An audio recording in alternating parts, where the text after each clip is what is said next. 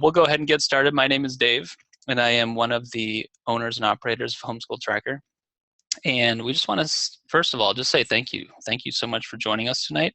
I know there are so many different things you could be doing at 8 o'clock on a Tuesday, so I really appreciate you taking some time out of your week to learn a little bit more about Homeschool Tracker. Here at Homeschool Tracker, it's really our mission to not only create the tools that allow you to be more successful in your homeschool, but also to give you the training and the support necessary to use those tools effectively. And that's what webinars like this are all about, really kind of showing you the ins and outs of the program, answering all of your questions, and hoping that you can really be on board so that you can be more successful in your homeschool. So thank you so much for joining us tonight. We really appreciate it. We are recording tonight's session, and we will send you a link to the recording as soon as it's available, likely either later tonight or tomorrow morning. So let's get started here. I'm going to kind of cover a little bit about what we're going to talk about tonight.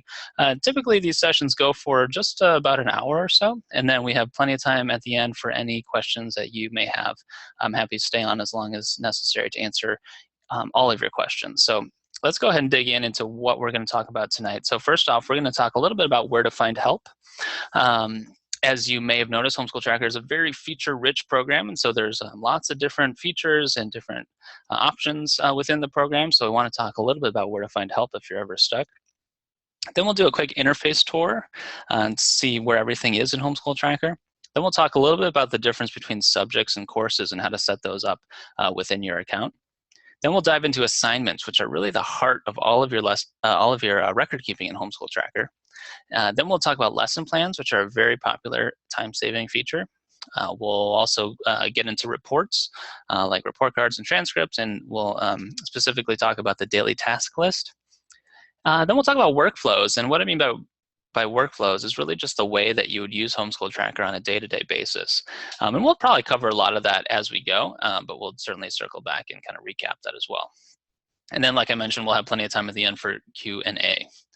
So let's jump in and talk a little bit about where to find help. So first off, I think probably the best place to find help is right here on training sessions just like this. We do these typically about once every other week.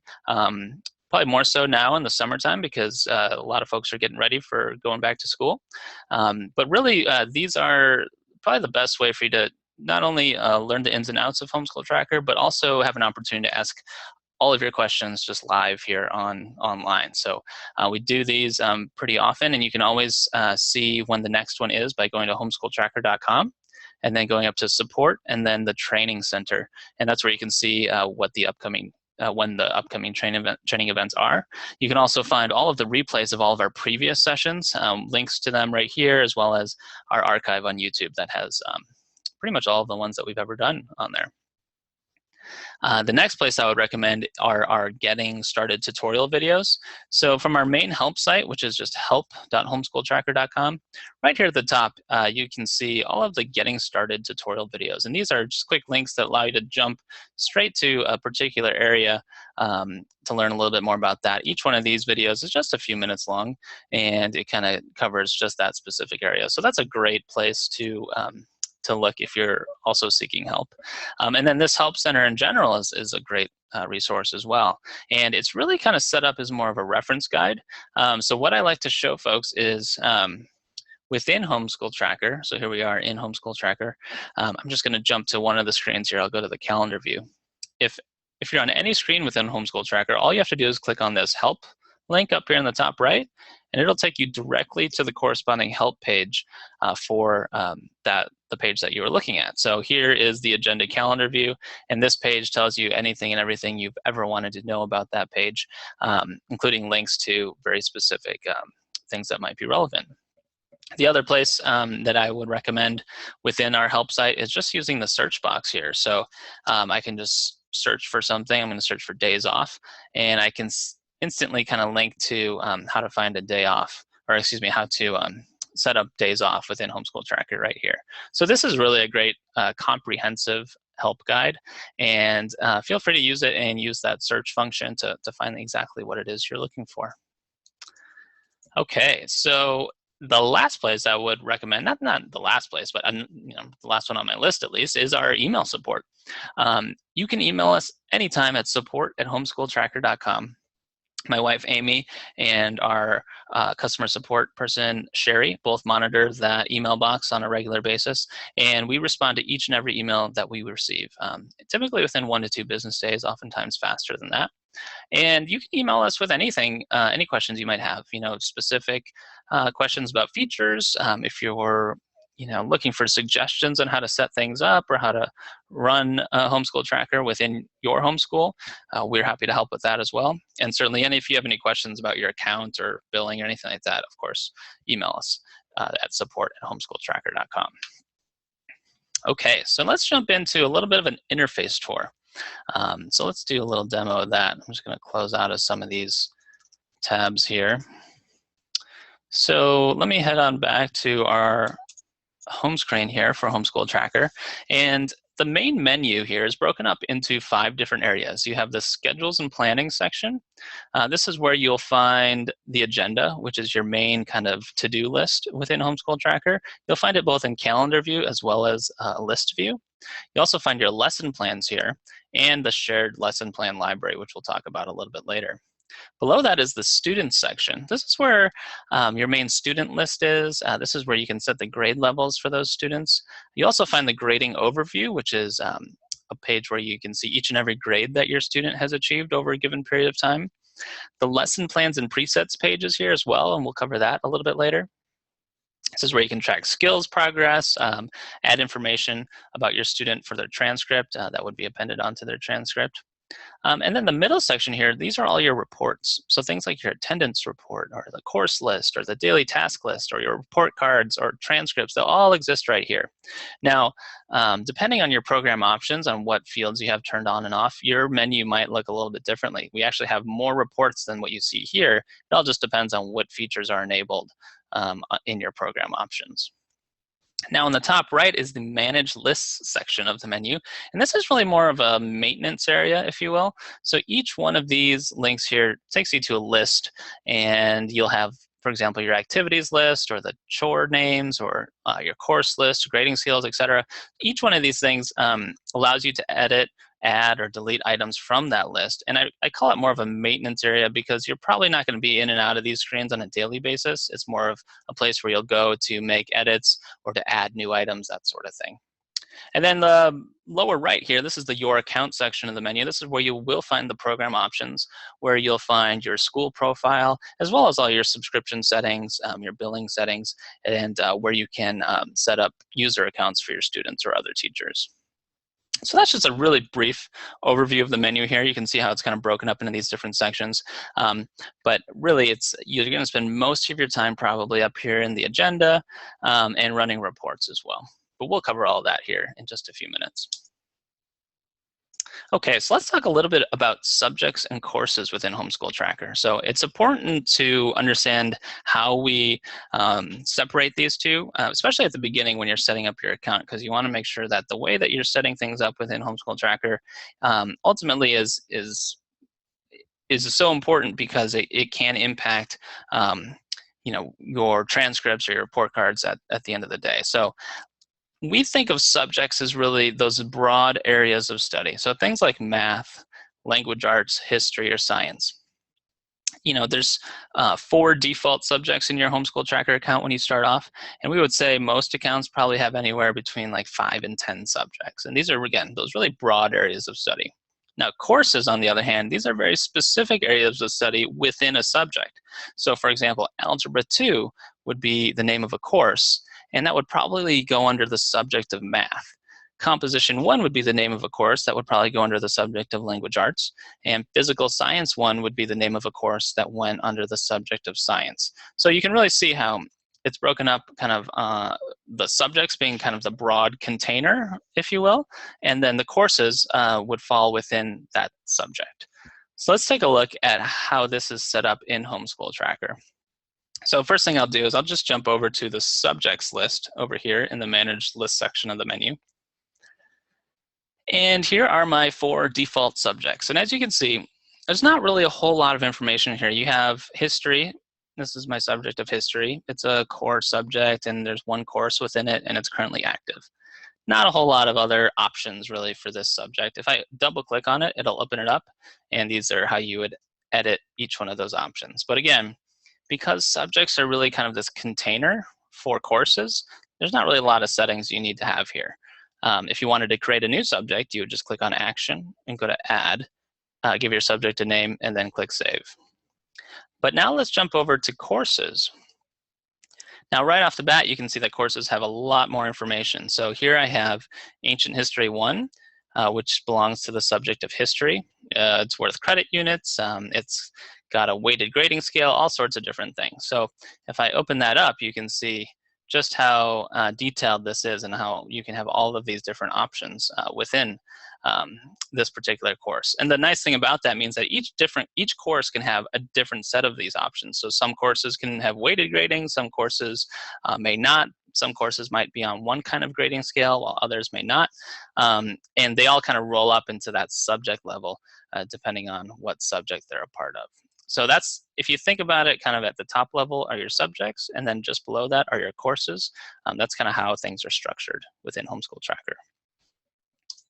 And so, like I said, you might have maybe 5 to 10 subjects in your account, but you could have literally hundreds of courses, because if you imagine your student over the course of 10 or 12 years taking, a half dozen or more courses per semester, it adds up pretty quickly. Oh, sorry. One thing I was going to do while we were in the courses screen is create a course for you. So while we're here, let's go ahead and click on Action and choose Add. And I'm going to create a new course called Reading 1. And this will be under the subject of Language Arts. So I'm going to stop right there because, as you notice, as I was typing in Language Arts, it popped up right here. That's because this is what's called a Smart Entry field. We have these throughout the program. And basically, as you type, it's searching the corresponding list, in this case, the subject list, for anything that matches what I'm typing. Now, if I don't know the name of the item I want, I can just enter in a blank space and it'll give me a pop-up here with all of the items in that list. But I'll go ahead and choose Language Arts. I'm going to keep everything else here kind of default. If you have questions about what these or how these work, feel free to ask a question later and I'll dig into it, or I would then perhaps have you reference the help guide if you're looking for more information as well. So I'm going to go ahead and click Save and then refresh this. And there you go. I now have a new course called Reading 1, and it's part of the subject Language Arts. So that course is ready to go. If I wanted to go ahead and create assignments for that course, it would fall under the new course of Reading 1, which is part of the subject Language Arts. Okay, so now let's talk a little bit about a few things to kind of watch out for. So I would not recommend using the exact same name for both a subject and a course. So for example, if you had a subject called Language Arts, I would not make a course also called Language Arts. Again, you want the course to be more specific than the subject. So like we just did, we have the subject Language Arts and the course is Reading 1. You might have a course called Reading 2 or Reading 3. You could have a course called Freshman Biology, which would go under the subject of science, for example. The other thing that I would mention is that if you see a slash, when we use this kind of structure throughout the program, it shows the break between subject course. So when we're creating assignments, for example, we'll ask you for the subject/course. That's just our way of using a single field to basically show both the subject and the course within that field. So if you don't see a slash, that means you're just looking at a subject. So let me show you what that looks like, because it's a little easier once you see it. If I jump over to the calendar view here, and I'll just create a new assignment really quickly. I'll choose a student, and here's what I'm talking about here. So it says subject/course. Rather than have two fields, one for subject and one for course, we have this combined field. And what that does is, if I open that up, you'll see I have history, and then I have history/ancient history 1. So what I mean by that slash is that if I just picked history here, then I'm assigning this assignment to the subject of history, which is totally possible. You don't necessarily need to have a course for an assignment to exist. However, if I want this to be part of Ancient History 1, the course Ancient History 1, I would have to select this one. So it's showing you the name of the subject, then it's showing you a slash, and then the name of the course. So here I have history / ancient history 1. And again, this is another like kind of perfect example of why you wouldn't want to name your course the exact same thing as your subject. So if you did that, you might see that it says like history / history, in which case it would be really confusing. So that's why we recommend this structure here where you have your subject, then you see the slash, and then you have the very specific course name. Okay, so let's dive into assignments now. So assignments are really, they can be a lot of different things, but essentially assignments are the schoolwork tasks that we give our students to complete. I like to think of it as anything that you want to keep track of over time and that you think would need to be marked complete at some point. So anything that you are literally assigning your student. This could be a lesson that they do during the day. It could be, kind of quote unquote homework. It could be a quiz. It could be a test. These are all assignments in Homeschool Tracker. And they are really the heart of all of your record keeping in Homeschool Tracker. That's why we have them right here in the middle. So assignments can come from a couple different places. They can be created individually or in a series, or they can come from lesson plans. And once a lesson plan item is run through what we call the scheduler, it will create assignments. Now, because assignments are those things that we actually assign to our student, once we mark them complete and perhaps give them a grade, all sorts of things can automatically happen after that. So from assignments, you can generate reports like your report card or your transcript. You can create attendance reports if you have auto attendance enabled. You can generate the daily task list, which is the items that you or your student need to complete every single day. And from assignments and all of that data that's contained within an assignment, you can generate a whole slew of other reports. So this is what an assignment entry form kind of looks like. There are a number of optional fields that can be enabled for this as well, but this is kind of the basic here. And each assignment requires 3 things. It requires a student, a subject course, and a date. Now, those are the only required items. All of these other fields are optional. However, the more information you put into assignment, the more reports, the more data, the more things that can come out of it. But it's really totally up to you in terms of what you need to keep track of and how much time you want to spend entering things into these assignments. Now, you may have noticed there's 2 buttons down here that you can mark either the assignment as teacher complete or student complete. Now, when an assignment is marked complete by a teacher, a number of things happen. Attendance can be recorded if you have auto attendance enabled, the grades are generated, time spent is calculated, and all these other reports can then be generated just by checking that complete box. So that's why we say that assignments are really the heart of all your record keeping, because all of that data within the assignment can trigger all of these other great reports. So let's do a quick demo on assignments. What we'll do is we'll create single and multiple assignments. We'll add grades to them and we'll mark them complete. And we'll do that both from the calendar view as well as the list view. So let's jump back over here to Homeschool Tracker, and right here on the main menu from the agenda calendar view, I'll go ahead and jump over to that. We can see our agenda in this calendar format. I'm going to switch to the work week mode here and then jump to today, August 2nd. And what I'll do is I'll just create a new assignment. So I'll click on Add, Assignment Single.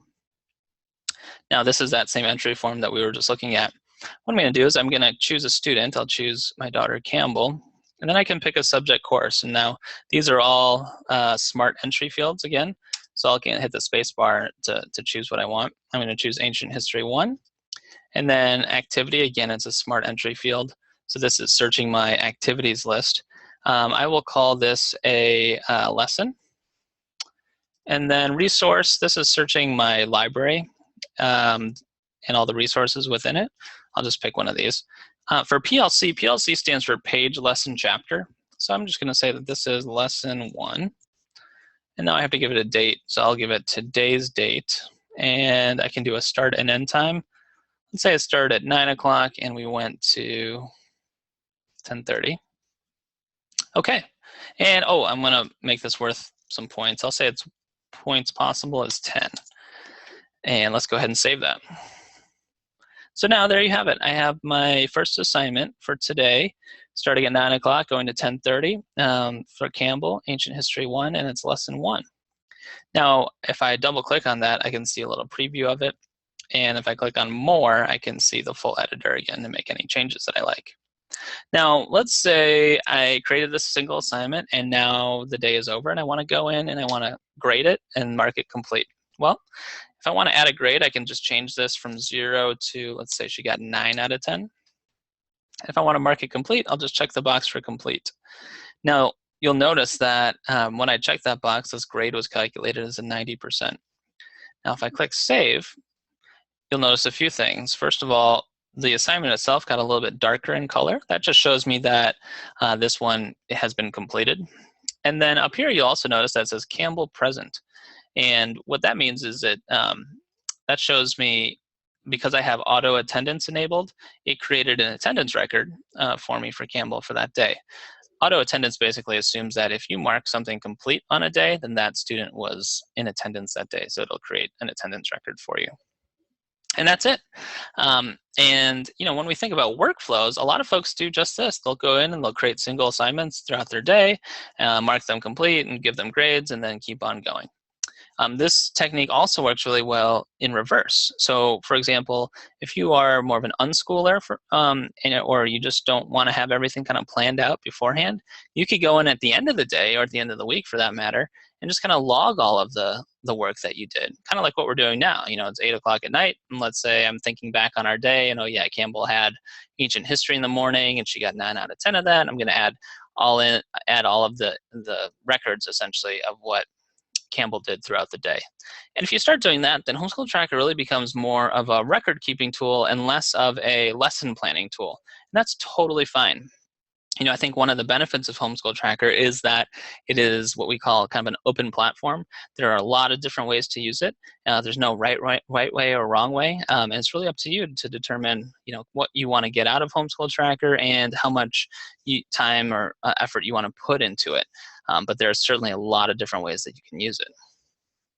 Now, we've created a single assignment. We've marked it complete and given it a grade. Let's go ahead and create multiple assignments at once. So if I click on Add and choose Assignment Multiple, I'm presented with this wizard here. So each one of these tabs is kind of a different step in the wizard. First off, I can choose what students I want this for. You can do more than one, which is great. But let's go ahead and choose a subject course and an activity. We'll go ahead and just pick one of these resources. Let's say we want these to start at 9 and go to 10:30 also. And they're all going to be worth 10 points. Now, if I continue to day and date, it moves me along in the wizard here. And let's say I want these to happen every day. And I want them to start tomorrow. Then I can choose this option to continue creating items until an end date, or I can choose continue creating items until PLC pattern is exhausted. I'm going to choose this option. I'll show you how that works. If I continue to PLC, now remember, PLC stands for page, lesson, chapter. And the thing about that is, if you are creating multiple assignments, the chances of them all having the same PLC is probably low. Naturally, your PLC will likely increment over time. So for example, the first assignment might be lesson 1, the second assignment might be lesson 2, the third assignment might be lesson 3, and so on. Well, we have these automatic increment tools built into this wizard here to allow you to achieve those automatic increments. So I'll choose one part auto increment, and let's have the leading text be lesson. I'm going to start with lesson 2, because remember, we just created that assignment for lesson 1. And I'm going to end with lesson 4. And I'm going to increment by 1. So if I go ahead and click continue to preview, it's going to show me a quick preview of what we're about to create. Now, I did this on purpose because I wanted to basically fill out the rest of the week. And so that's why I did 2 through 4. And so it's going to create one for Wednesday, lesson 2, for Thursday, lesson 3, and then Friday, lesson 4.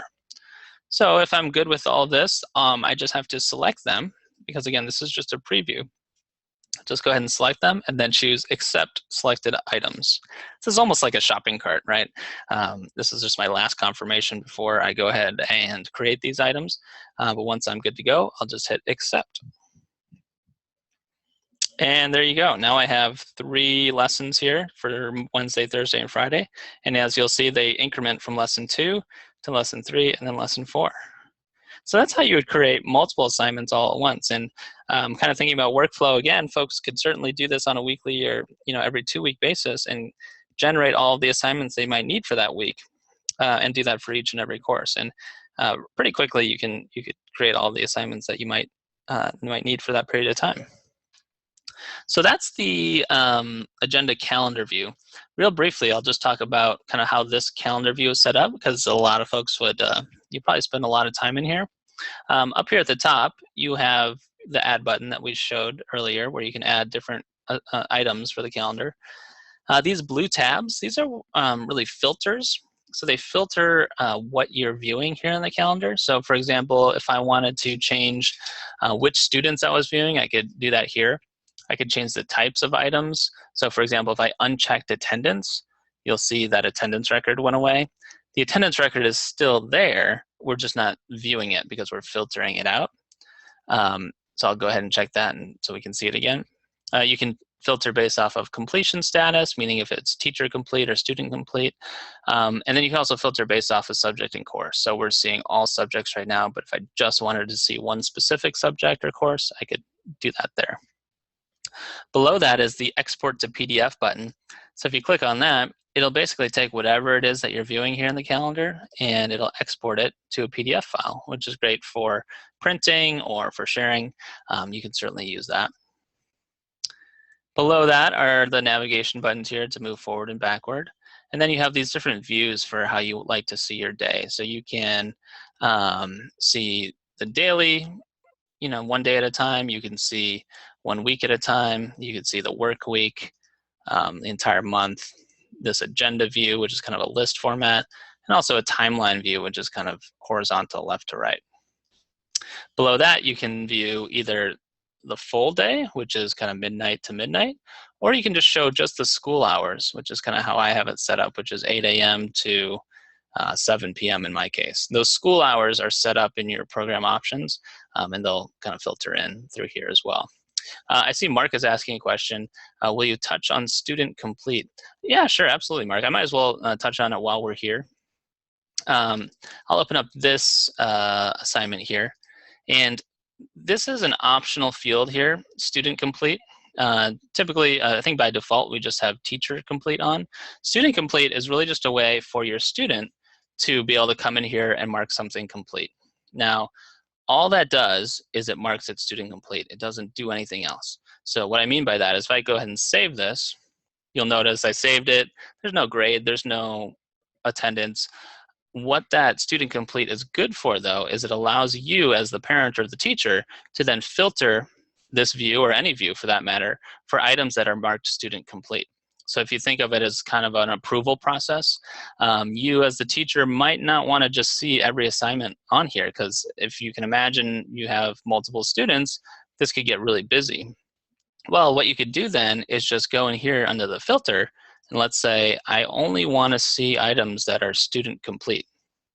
And there it is. So now I know as the teacher, this is the only thing I need to worry about, right? Because Campbell, in this case, says that she's done with it. That's great. I only want to see the things that she says that she's done with, so that I can go in here and check them and mark them complete myself. That's the only thing that student complete does, is it basically is like a flag for you as the teacher or the parent to know that your student checked it complete, or that you checked it complete, checked it student complete, I should say. So that's really what it's there for. Hope that answers your question, Mark. I'm going to turn these back on here, and then we'll move right along. So that's the overview of the calendar view. Let's jump over to now the list view. Now, the reason we have 2 views for the agenda is because, as you notice probably on the calendar view, you can really only edit 1 item at a time. And you can really only see a certain amount of data.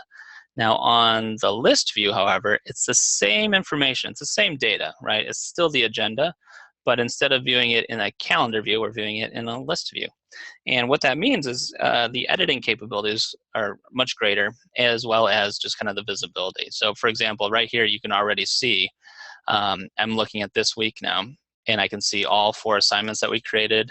I can see the attendance record that we generated, and I can see everything about these assignments, just at a glance. I can see that this one is marked teacher complete and it already has a grade of 90%. This one is marked student complete. These, are not marked complete yet. So the list view gives you that kind of quick look at the data, kind of like a spreadsheet, if you will. Now, the way this screen is set up, on the left here, this green column, these are your filters. So just like we had those filters on the calendar view, they're here on the left. And all the data in the middle here in this list can be sorted by any one of these columns or more than one column at a time. So for example, if I wanted to sort by date ascending, I could do that, or I could do it by date descending. You can also group all of this data by each one of these columns. So for example, if I wanted to group by type, I would just grab this type column and drag it up here. And now I have these groupings by type. So I have all my attendance records here and all my assignments here. That can be really handy too. I like to group by student sometimes. If you have more than one student, you could group by student and see all of Campbell's assignments, for example, and then all of your other students' assignments. But one of the great things about the agenda list view is that means you can also edit more than one item at a time. So let's go ahead and grab these 3 assignments. These are the ones that haven't been graded yet. I'm just going to select all of them. I'll choose Action Multi-Edit. And so I can edit any of those fields across all 3 items.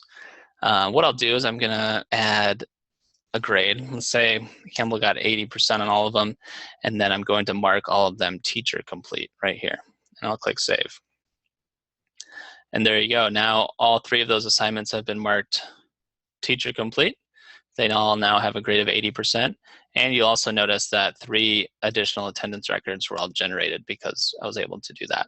So the agenda list view is really powerful in terms of its editing capabilities and just its visibility in terms of what you can see in the data. Okay, so just to recap, we created single and multiple assignments. We added grades to those and we marked them complete. And we did that both from the calendar view as well as the list view. All right, so we're going to jump into lesson plans now. That was kind of our overview of assignments. Now I'm going to go into lesson plans. And lesson plans are a really popular feature in Homeschool Tracker. However, I will say that they are totally optional. Don't feel like it's necessary to use lesson plans, especially right off the bat. I know there's a lot to learn within Homeschool Tracker. Lesson planning and lesson plans are possibly a little bit more advanced. So it might be helpful to kind of just take your time with them rather than just kind of dive right into lesson plans. But let's talk a little bit about what lesson plans are. Now, they are really a sequence of items that have not yet been scheduled as assignments. So it's a sequence of what we call lesson plan items that just haven't been scheduled as assignments yet. Now, this is great if you want to plan everything out in detail all at once, or if you have a predefined curriculum. So if you know that you are going to be doing freshman biology, you can go through and create a lesson plan, a detailed lesson plan for each day that you're teaching freshman biology, and each one of those items can basically be the template for a future assignment. This works really well if you want to plan all that out. And if you're buying curriculum off the shelf, for example, it likely comes with a lesson plan, and you can basically translate that lesson plan right into Homeschool Tracker. Now, this is great because it's not tied to a specific student, which means that it can be reused over and over again. So again, like with freshman biology, if you created that lesson plan for one student, when your younger students take that course, you can just use that exact same lesson plan and not have to recreate it again. The other nice thing about lesson plans is that they can be shared and imported using our shared lesson plan library. So we have over 1,000 lesson plans in our shared library. And most of them, I would say, are based off of predefined kind of off-the-shelf curriculum. This is also great if you're in a group or a co-op, for example. You can just have one person in your group or kind of divvy it up, create a lesson plan, then share it, and then the other folks in your group can just import that lesson plan into their account. Okay, so let's do a little bit of demo on lesson plans. What we'll do is we'll see an example lesson plan. Then we'll create a simple one. We'll import one from the library, and we'll discuss how to schedule a lesson plan and basically make assignments out of it. So let's jump over to Homeschool Tracker, and we're going to go to the lesson plan screen right here. Now, if it's your first time in here, you won't have any lesson plans to view. I have a few in here, though, so I'm going to go ahead and find, let's just look at this Abeka arithmetic one, and I'll click OK. And here we go. This is a lesson plan, and first off, you may notice that this screen looks a lot like the agenda list view. And it uses a lot of the same paradigms. So on the left, you've got this purple column. These are filters. You have all the data here in the middle. You've got the same columns that you can sort and group by. And these items here look a lot like assignments. However, these are what we call lesson plan items. So for example, if I open one up, you'll see that this looks a whole lot like an assignment screen, but it's missing a few things. It doesn't have a student. It doesn't have a date. Because again, a lesson plan item isn't an assignment yet. It doesn't belong to anybody. I like to think of a lesson plan as really, and these items too, as really like a stack of lessons, individual pages on your desk, and they're in a very specific order, and they have all the information that you want for each one of those lessons, but they're just sitting on your desk. It's not until you schedule them, or where you basically take that piece of paper off your desk and give it to your student, that it becomes an assignment, right? So you can kind of think of this as a template for what will become an assignment that you give to your student. So because there's no date, we have what's called a day number. So this means on day 1 in this lesson plan, they are doing lesson 1 of this arithmetic.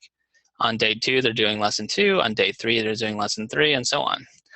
By day 12, they're doing an oral test worth 100 points, and they're also doing another written test, also worth 100 points. Now, if I scroll all the way down to the bottom, you'll see that this pattern continues, and on day 171, they're doing lesson 171. So this is really a full year's curriculum, full year's lesson plan for this arithmetic class. So that's what an example lesson plan might look like. But let's go ahead and create one, so we can see how that works. I'm going to click on Add, and then Add Multiple. And now it's going to default to the one that I was looking at, because it is assuming that I want to add to that. But I can just change this to the name of something new. So I'm going to create one called Sample Plan. And let's put this in Ancient History 1. And I'm going to create a bunch of lessons for this first. Oops. Yep, there we go. And we'll pick a resource. Okay, now I'm going to continue to day numbers. Actually, let me oh, my bad. Let me go ahead and create that again. Sample plan. And this will be Ancient History 1. And it's a lesson. Pick one of these. Okay, I'm going to add points to this, make them worth 10 points. And now I'll continue to day numbers, and we'll start on day 1, and we'll increment by 1. Then we'll move on to page, lesson, chapter, and we'll do a 1-part auto increment. And I'll call these lessons. Start with 1, and let's end with 15. Sure. And increment by 1. So now I'll continue to preview, and here we go. I've got 15 days and 15 lessons from lesson 1 through 15. Now I'll go ahead and select these, and then choose Accept Selected Items. Okay, great. So now if I load up this plan, again, it was called Sample Plan. I now have 15 items in my sample plan, lesson plan. Let's say I wanted to add another item here, a test at the end of this. I'll go ahead and choose Action and Single. And again, this looks a lot like adding a single assignment, but I'm going to go ahead and create a single lesson plan item. We'll call this a test. And let's say it's worth 100 points. And we're going to put it on day 16. I'll click Save. So there you go. On day 16 now, we have a test that is worth 100 points. So very quickly, you see that I created a very simple lesson plan.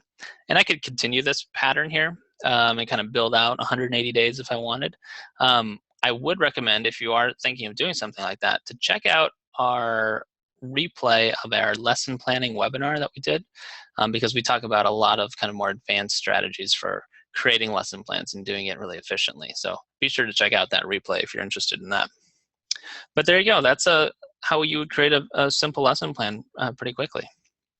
Now let's talk about importing a lesson plan from the shared lesson plan library. So from the main menu, I'm going to go to Shared Lesson Plans. And if I want to see just a list of all of them, I can just enter in a blank search here and see the list, the giant list of lesson plans. And as you can see, there are hundreds, I believe there's over 1,000 now, shared lesson plans. And these were all created by other users just like you and shared with the community. But you can see most of them are based off of off-the-shelf curriculum. But let's go back to the top here. I'm going to search for something. I'm going to search for reading. And I am going to pick this Usborne First Reading Level 1 plan right here. And here you can get a preview of it. And as you can see, somebody took the time to create this 15-day lesson plan, and it has all the information here. So what I'll do is I'm going to import this into my account. I'll click on Prepare for Import. And now I need to give it a name. So I'm going to call this Reading 1. And I can go ahead and choose which items I want to import. In my case, I'm going to select all of them. And before I import them, though, I did notice that here for subject course, it just has the subject language arts. Now, if I imported it into my account, I could change that later, but I could also change it right now. So I'm going to have these all selected. I'm going to choose Action, then Multi-Edit, and I can change the subject course because I want it to be Language Arts / Reading 1, and I'll click Save. Okay, great. Now you'll also notice these places where it says New and there's an asterisk. That just means that this activity or these resources, they don't exist in my account currently. So it's going to create it for me, which is great. So with all of these selected, I'm going to choose Accept Selected Items. And here we are. We're back on our lesson plan screen, and this is my new Reading 1 lesson plan, which we just imported from the shared lesson plan library. And this is ready to go, ready to use it within my account. So just, that's a great way to grab lesson plans from the community. And if you are using off-the-shelf curriculum, take a look in the shared lesson plan library to see if somebody took the time to translate that into a Homeschool Tracker account. Now, obviously, because they are user generated, it might not be exactly what you're looking for, but it could be a great starting point where you could then import it and edit it as you see fit. Okay, so now let's talk about how to schedule this. So remember, these are just lesson plan items. These are not assignments yet. No student is going to get this and start working on it until we actually schedule it. So what I'll do is I'm going to select, let's say, the first 5 items from this lesson plan, and I want to schedule them for Campbell. So I'll choose Action and then Scheduler. And I can choose which students I want to schedule this for. I'll choose Campbell, and I'll continue to day and date. Now, I'm going to have the start date be, let's just have it be Monday of this week. I know we're kind of going back in time, but I just want to use that same week that we've been working in. And I want it to happen every day, and I want it to happen, let's say, at 1 o'clock. From 1 to, let's go to 3 o'clock. Then I can say continue until all selected items in lesson plan are used. Now, if you remember, I selected 5 items, so I'm basically going to schedule these for the first 5 days in August. Now I'll continue to preview. And just like before, we see a preview of the items that it's about to create. Now remember, lesson plan items don't have a date, they don't have a student. So that's what we're doing now, is we're adding a date and we're adding a student. So on this preview screen, we're about to confirm that we want to basically take those first 5 lesson plan items and we want to create assignments out of them with these specifications. So if I'm good with this, I'll have them all selected and then choose Accept Selected Items. Okay, so now if I go to my agenda, now keep in mind, here this is the lesson plan, and it's still there, still intact, it's not going anywhere. But if I go to my agenda now and scroll a bit here, you will see that I have 5 new assignments here starting Monday, going through Friday for Campbell, and they're all for reading 1, and they have all of the information from those lesson plan items are now here on Campbell's agenda. So, again, thinking about workflow, a lot of folks might create lesson plans for some courses and then schedule them, maybe 1 week at a time, just like this. And that certainly can save you a lot of time, because if you took the time now, perhaps in the summer, to create all those lesson plans, then when you're kind of going through your school year, you can just kind of dole out the lessons and create assignments from them as you go. Okay, so that's the basic scheduling of lesson plans. I want to jump into more of an advanced scheduler that I think is really cool. So if I, from the main menu, go to the lesson plans and presets page right here, what happens is we go to what I call kind of the scheduler 2.0, or the advanced scheduler. And what it does, it allows you to schedule more than one lesson plan at a time. So from here, I can see all of Campbell's active lesson plans in this scheduler. So she has 6 lesson plans that we've been using. I'm going to go ahead and edit this list and add in that reading 1 plan that we just imported, so that she can use it as well in this scheduler. I will check the box for reading 1. Then I'm going to jump over to this preset screen.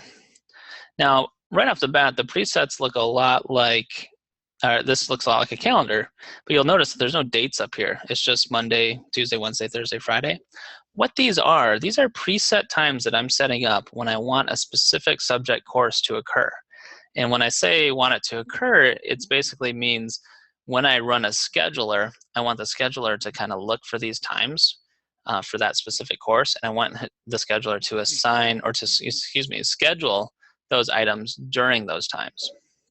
So you can see that I have Ancient History 1 from 9 to 10, Spelling from 10 to 11. I'm going to go ahead and add a new one here for Reading 1, and I'm going to have it be from 3 p.m. to 4 p.m. I'll just have that be every day, Monday, Tuesday, Wednesday, Thursday, Friday.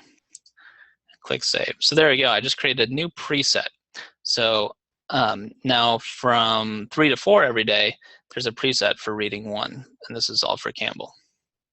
Now if I jump to the scheduler, this is where it gets really cool.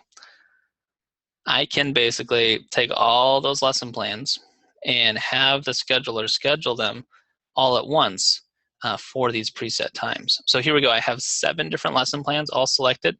I'll go ahead and continue to day and date. Now, the difference between this day and date screen and the others is I'm going to choose this option here for preset. And for the start date, I'm going to choose next Monday. And I'm going to continue until next Friday.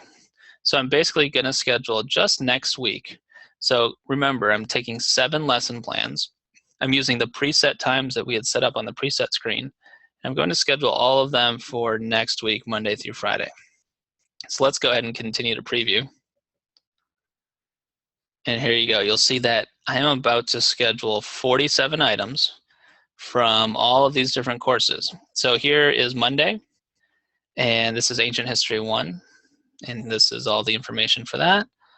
Spelling from 10 to 11. Let's go down here to 3 to 4, right? This is Reading 1, and we're on day 6 of Reading 1, because if you remember, we scheduled days 1 through 5 already for this week. So this is picking up with day 6, and this is all the information for that. I can see on Tuesday is day 7 for Reading 1 from 3 to 4. So really quickly, I basically took 7 different lesson plans across different courses and scheduled them at very specific times throughout my week. 47 assignments in total. If this all looks good, I'm just going to choose Select All, and then I'll click on Accept Selected Items.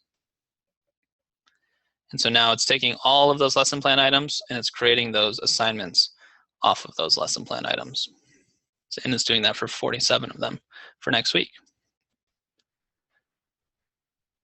So once this is done loading, this area of the site does take a little bit longer because it's pulling in a lot of different data in order to make this work. But you just got to be patient with it. It is working. And once this loads back up, I'm going to jump over to the calendar view again. So if you remember, this was this week. If I go to next week, there you go. These are those 47 assignments that we just created for Campbell for next week. So now this is kind of the ultimate workflow, right? When we think about workflow, some folks create lesson plans for all of their courses. They create preset times for all of their courses. And then once a week or once every other week, they come in here and schedule those lesson plans for the upcoming week. And then perhaps at the end of every day or at the end of the week, they'll come in and spend some time to add grades to these and mark them complete and kind of work through your agenda that way. So kind of showing you really the full spectrum of really basic workflow where you're just creating one assignment at a time to a really advanced workflow like this one. But as you can see, with just a few clicks and really just a couple minutes here, I was able to schedule Campbell's entire week with very specific instructions. Okay, so just to recap, we saw an example lesson plan. We created a simple one. We imported a lesson plan, and then we scheduled that lesson plan, both kind of using the simple scheduler as well as the more advanced scheduler. Okay, so now talking about reports. Now, reports can be generated as PDF files, and these are great if you want to save them or print them or send them. And the daily task list is a great report to use on a day-to-day basis. It's really kind of the agenda, but just printed out, if you will. Now, transcripts and report cards, these can be generated as long as you have at least one completed and graded assignment in a course. We won't go over the generation of transcripts and report cards tonight, but we will probably cover that in a future webinar. So let's take a look at the daily task list real quick. I'll jump over to the main menu, and under reports, just choose daily task list. Now there's a number of different options here. All of these are basically, do you want to turn this on or off for the daily task list? I'm going to keep it set this way. And what I'm going to do is I'm going to choose next week, the 8th through the 12th. And I'm going to generate that report. Now that it's generated, I'll go ahead and pick it up, and it downloads a PDF file, which I can open up here. And so this is Campbell's daily task list for next week. As you can see, here's Monday, and here are all of the items she has to do on Monday. Here's Tuesday, and then Wednesday, all the way through Friday.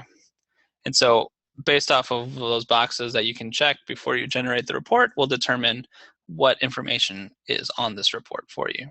But this is a great report. If you want to print it out, you could put it up on a bulletin board or on a clipboard so that you and your student can kind of keep track of what they're supposed to be doing that day. Okay, so let's see where we're at now. We're going to jump into, well, workflows. You know, we basically discussed workflows throughout the evening tonight, but just to recap a little bit, you can absolutely create and complete single assignments on a daily basis. And a lot of folks do this. And I would almost recommend, if you're just starting out, to start this way. The nice thing about it is you can still use, like for example, if you have kind of a paper planner or a binder of some kind, you can still use that. But start keeping track of the records, at least in Homeschool Tracker, so that you can generate all those reports when necessary.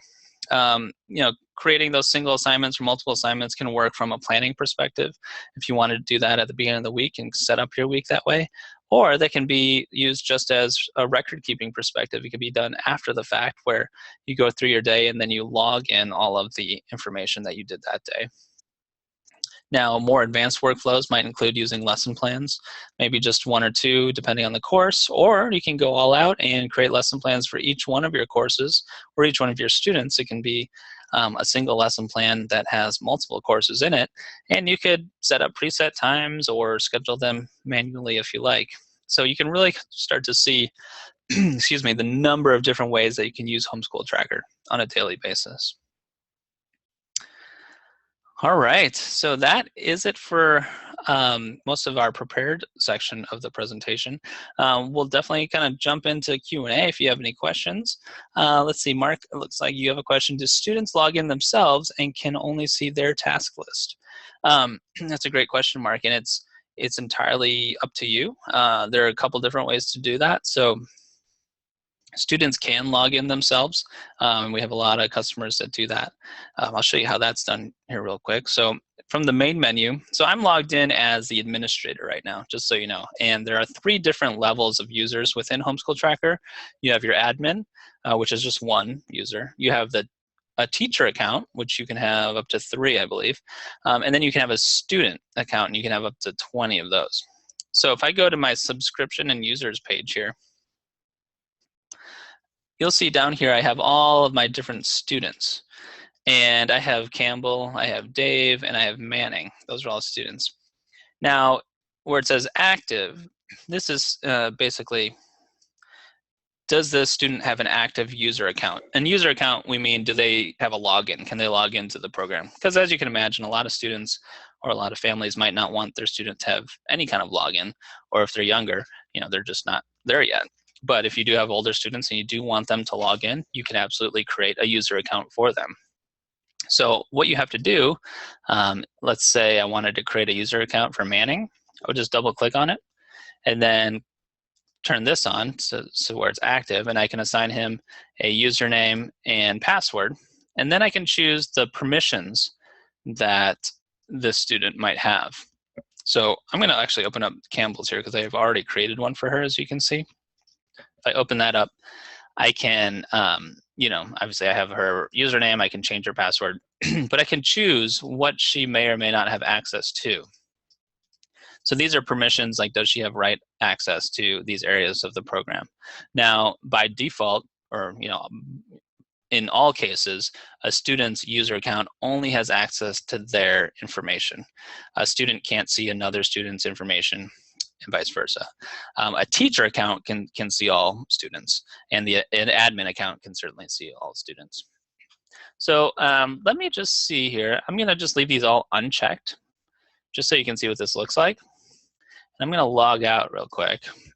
I'm going to log in as Campbell. I think it was Campbell Test is her username. And here you go. So now I'm logged in as Campbell, and you can see right away she doesn't have a whole lot of options because I turned off all of those permissions. So if I go to the calendar view for Campbell, you can see that she has, let me go to, yep, here we are today. She can obviously see all of her assignments here. And if she wanted to open one, she could absolutely do that. But you'll notice that she can't edit any of these because I turned off that capability. I could turn that on, certainly. But in this case, I'm just going to turn it off. She can't change her grade. She can't change anything. The only thing she can do is mark something student complete. And so again, that's another great reason for that student complete button.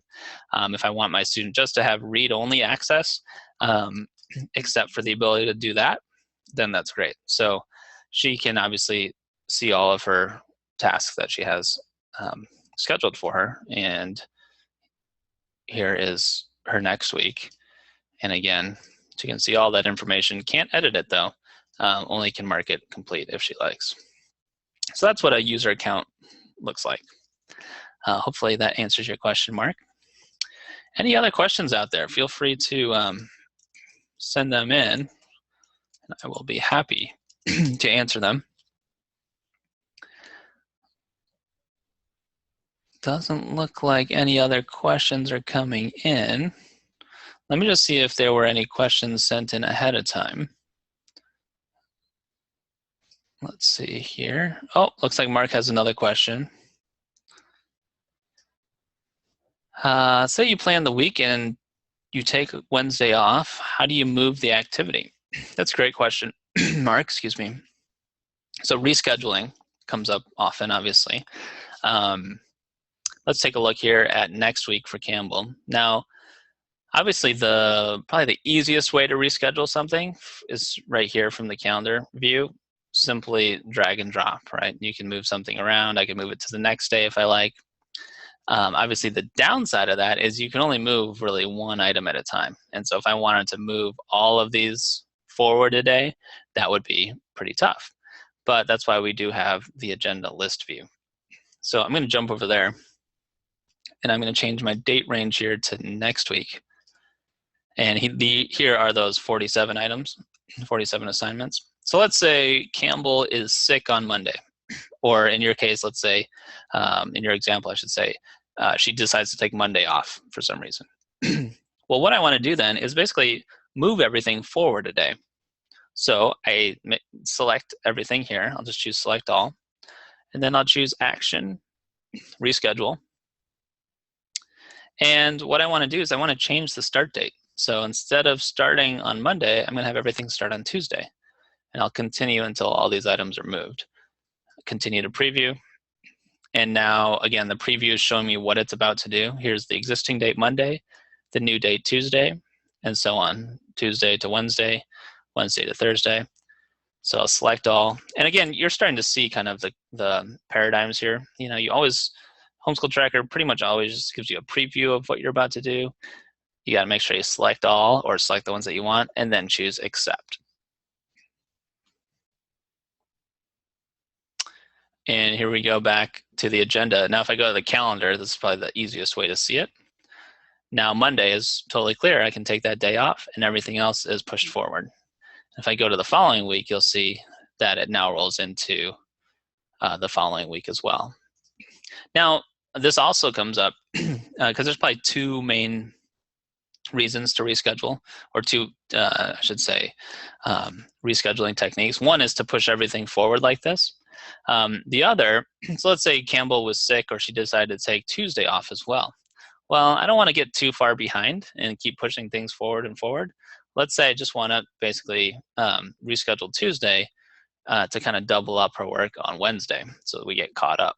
Well, what I could do is go back to the list view here and select just Tuesday's items. That's all the 9th right here. And then choose action, reschedule, because I'm just going to reschedule Tuesday's items. And I'm going to say instead of Tuesday, they're going to start on Wednesday. And when I preview that, you'll see things are moving from Tuesday to Wednesday. And then this shows up here in green because it says existing item. Basically, it's just saying, hey, just so you know, there's a conflict. You have other stuff on Wednesday. Are you sure you want to do that? In this case, yeah, I absolutely do. I'm going to select all of them and then choose accept, because I know I want to basically have Campbell get caught up on Wednesday. And so here you go. So now she has a lot more work on Wednesday, but we're not spilling into Tuesday of the next week. We're still caught up all by Monday. So those are really the two main examples of what happens when someone wants to reschedule. So hopefully that answers your question, Mark. Excuse me. Let's see here. I'm going to pull up in our registration here, see if there are other questions. Let's see, Caroline had asked how to import lesson plans, so it looks like we covered that. Mark, it looks like you also asked, can we use this both on Mac and PC? Absolutely, yes.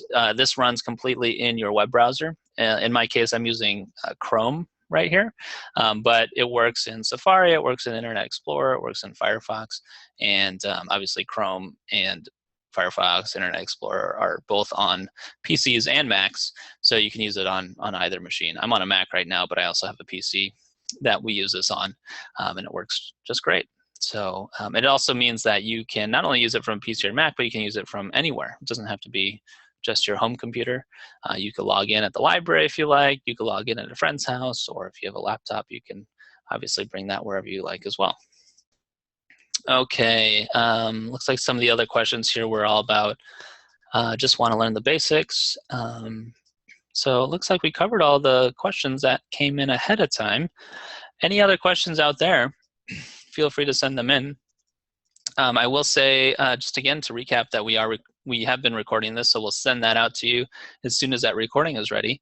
And also, don't hesitate to reach out to us. Support@homeschooltracker.com is that email address again. Happy to answer any questions that you may have. Also, this is something that we've been doing more recently because we know just how much time and commitment it takes to jump on these training sessions. We do like to reward those that were in attendance tonight. So for those of you that are still online now, we will credit your account with a free month of Homeschool Tracker, just to show our appreciation, because we know, you being online tonight shows your commitment to not only learning Homeschool Tracker, but your commitment to us as a company as well. So we just want to return the favor a bit. So we will take a look at the attendance for tonight, and we'll credit your account 1 month for just totally on us. So really appreciate you guys being here tonight. Again, if you have any questions at all, don't hesitate to reach out, support@homeschooltracker.com. And that should be it. Thanks so much for joining us again, and we hope to see you again soon. Take care.